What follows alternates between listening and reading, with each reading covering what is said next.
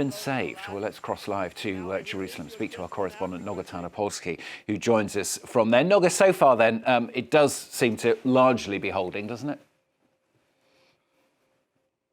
Very much so, Stuart.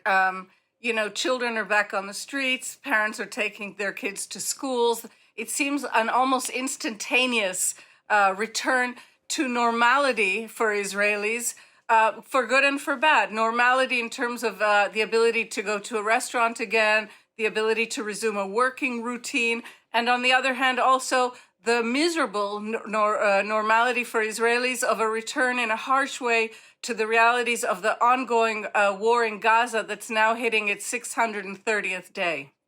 Meanwhile, Noga, we've been reporting on that leak of this US intelligence report, assuming it's true, of course. How's it going down there? That's a really interesting question here.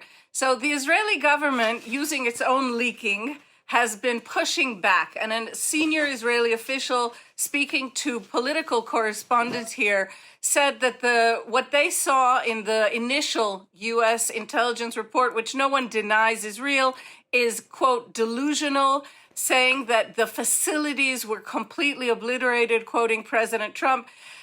It's, of course, important to remember how much is staked, both for Donald Trump and for Benjamin Netanyahu, how much is staked on the obliteration of this Iranian nuclear program. So I think we have to underscore the fact that what Donald Trump says and what the report says are not actually contradictory. The facilities that may have been completely obliterated, but the knowledge and the fissile material required for Iran to move ahead and proceed with its nuclear program apparently have not been obliterated. Those two things can be true.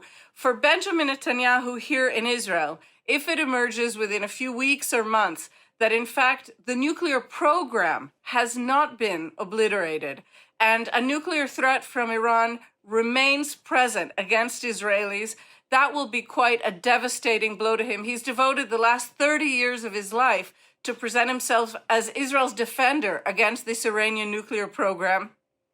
And he staked an enormous amount on bringing Donald Trump into this.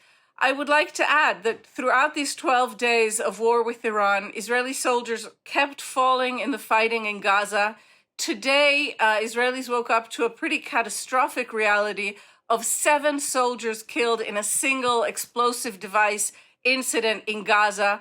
And even a poll released yesterday, it's just one poll, but this poll does not show Israelis flocking back to Netanyahu as he had expected. In fact, it shows very little movement in the political blocs, and it does seem to indicate, it's the second poll since the Iran operation began, and it's the second one that seems to show that while Israelis did support the Iran engagement, they do not support their prime minister going forward, either vis-a-vis Gaza or his general handling of matters in this country.